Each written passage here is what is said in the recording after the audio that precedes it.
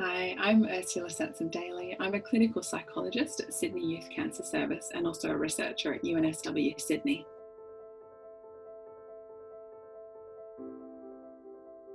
So I think it's really important to know that it's quite normal to be feeling anxious and stressed at this time. We're sort of hardwired to react this way, especially when there's sort of really big illnesses around or really big worldwide events. But one thing that I think is really helpful to remember is that we've all dealt with events that have brought up similar feelings to this before. So feelings of stress, anxiety, worry about the future. Although none of us around the world have dealt with coronavirus before, we've all had times in our lives where things have felt really uncertain. We weren't sure how things were going to go or what to do in a particular situation. And so I think it's really helpful to think about what have you done in the past that helped you in situations like that. So maybe during a really stressful exam period, or during times when things in relationships weren't working so well, or during your cancer treatment, or during a period of time when you're trying to get back into life after cancer treatment. That can feel pretty stressful and uncertain too. So I think thinking about what you've done in the past to help you deal with those feelings can help you remember that you actually do have skills and tricks up your sleeve to help you get through a tricky period like this.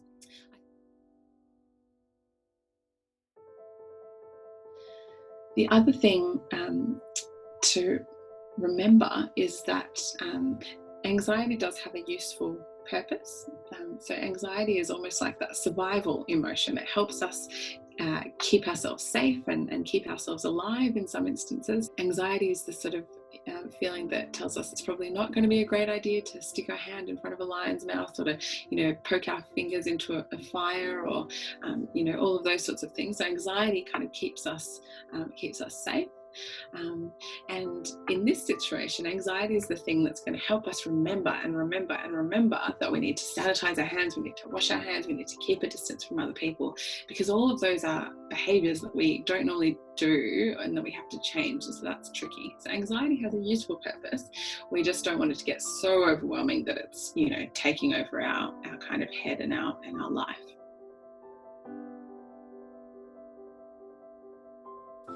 I think it can also be handy to be conscious of the impact that the news and media is having on us. I think we're living in this amazing digital age where we have so much information accessible to us on all of our platforms and all of our apps, but that can very easily be very overwhelming at the same time. And of course, the breaking news, top headlines and bulletins are always going to be kind of the scariest doom and gloom sort of stories. So I think it's really important to notice that and just be aware of that. And I think it can be helpful to just choose to minimize how much of that we bring into our lives. Maybe, you just look at the news or kind of dip into that in the morning, just once a day, instead of kind of continually reading articles or watching videos or updates throughout the day. Certainly it can be helpful not to kind of dip into too much news at night, because I think at nighttime we're tired, we're not at our most sort of resilient and feeling the strongest in terms of our emotional energy. So nighttime can be a bit of a danger zone in terms of reading too much scary news as well, and can interrupt our sleep. So there's some things that can be helpful. And the last thing I think in terms of dealing with the stress and anxiety is remembering that there are good people all around us. And even though we're not physically able to see all those good people so much at the moment, we can certainly keep reaching out to our friends and our neighbours in different virtual ways, and remembering that there are good people out there in the world as well. There's a really excellent hashtag at the moment called hashtag COVID-Kindness. And if you look up that hashtag on Twitter or any of the social platforms, there's some really lovely, heartwarming stories of people being just genuinely good people, reaching out to neighbours and doing lovely things that I think helps to kind of change how this is all feeling, and just remembering that there are still good people around in the world. And so that can be good too.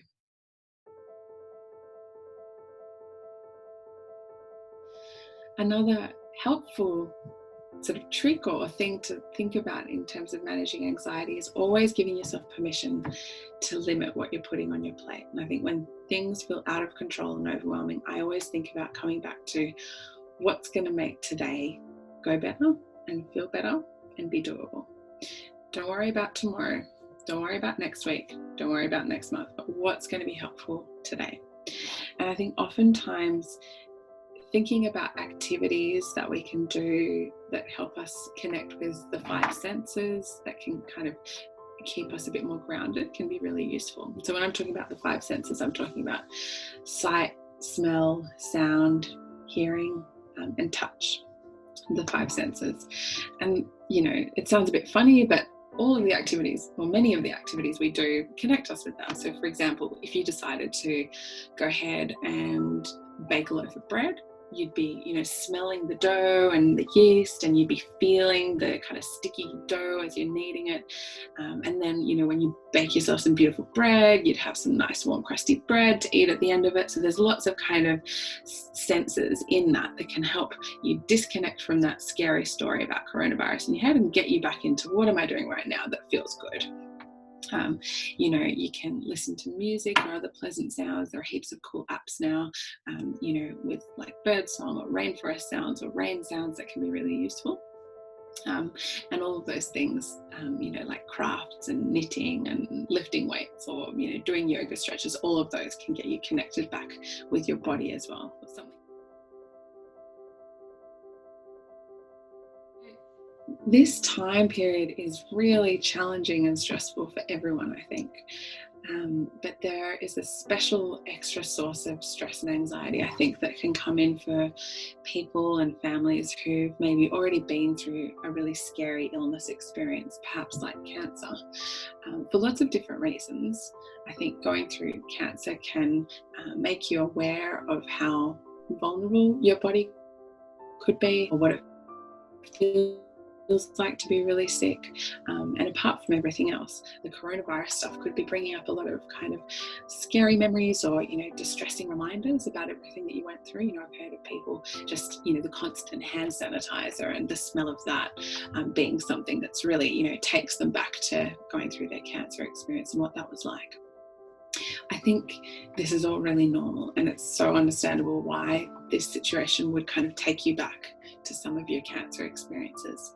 And I think the first thing to know is that you will never be back at that spot again. I think although there are lots of things out and about in the world that can bring those memories back for us, you in yourself would never be the same person as you were when you first faced that cancer experience, because having been through that experience, you've learned so much, you've developed so many skills and sources of strength. And so I think one thing to remember is that you actually have a lot of ways that you could deal with this. It's hard to remember that when you're feeling stressed and anxious, but you are actually almost an expert at dealing with social isolation and dealing with worries about illness, probably more so than your friends. And so I think you can kind of think about what helped me back then and what did I learn through that experience that I can maybe apply now. I think one of the things that can be helpful, you know, when you're finding that your mind keeps taking you back to the scariness of what it was like going through cancer, and, you know, a lot of what if thoughts about what if, you know, what if I get sick, and what if I'm in hospital again. I think what can be really helpful is just focus on what you can control and what you do know for certain today. Because I think when we're feeling stressed and anxious, you know, that fight or flight response kind of very quickly makes us think about all of the stuff that we don't know and all of the stuff that we can't control. So I think focus on what you can control and what you can do for today.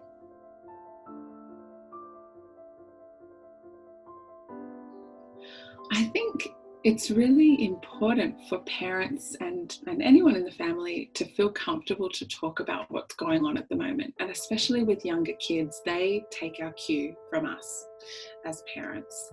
And so I think one of the most important things we can do is acknowledge what's going on in sort of age appropriate ways, because they will be picking up on it anyway. I mean, any kid who would normally be in school or in daycare, you know, would know that things aren't kind of operating as business as usual. Something is different. And so I think it's really important for us to find ways to talk about that in ways that aren't scary, but help them to kind of understand why we're doing what we're doing. So that could be in terms of giving them some information about coronavirus, you know, that it's this new kind of virus, or it's this new kind of sickness, a little bit like a cold, but a bit worse. It's making people a bit sick at the moment. And because the doctors don't have a really good medicine to treat it yet, it's really important that we help stop it from spreading, that we help people not to catch it, basically. So I think providing some information to help a young person or a child understand why they're having to stay away from their friends is really useful.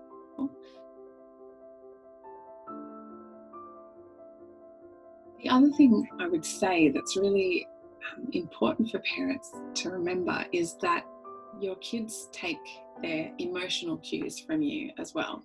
So there's really good research to show how kids watch what their parents do. So if a parent sees a snake and is really scared, the kid's going to get really scared as well. So kids are watching us and watching our every move to understand, how should I feel about this situation?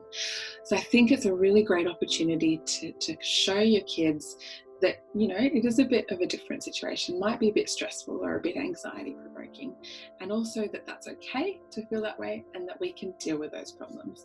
So, depending on the age of the kid, it can be helpful to kind of talk them through how you're feeling about the situation and say, oh, yeah, it feels a bit funny not to be going to school right now, or for mummy not to be going to work right now. That does feel a bit weird, doesn't it? I'm missing my co-workers too. But do you know what I've decided to do is I've decided to have a work coffee, Skype meeting with them today, and that's nice because I'm still getting to see their face. So kind of talking about what you're feeling and what you're doing with that feeling and how you're kind of making space for that feeling can be really helpful.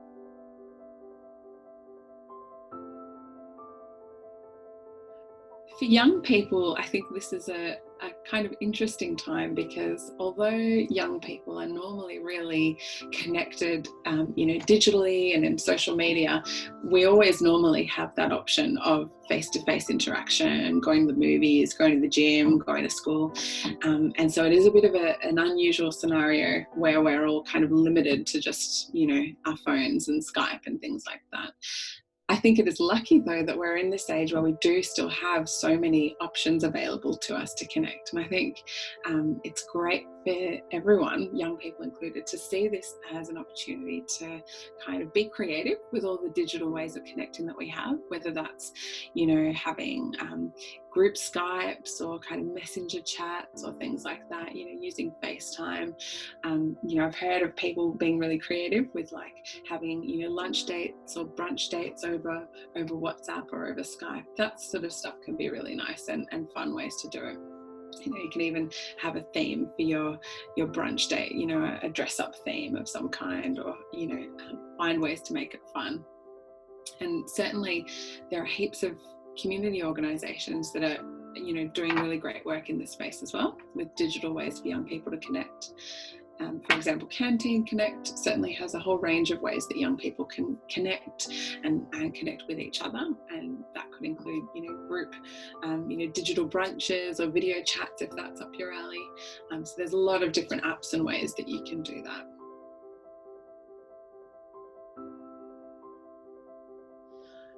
Apart from just connecting with other young people, if you're someone who has been seeing a psychologist or a counsellor, that is likely to still be an option for you. So if you don't already know about it, ask about whether they can do sessions over Skype or over a online video, because most of us are doing that now.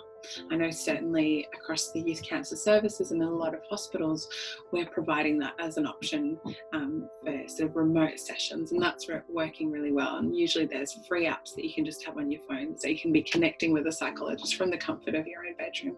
So that's a really important resource to be aware of if you're not already.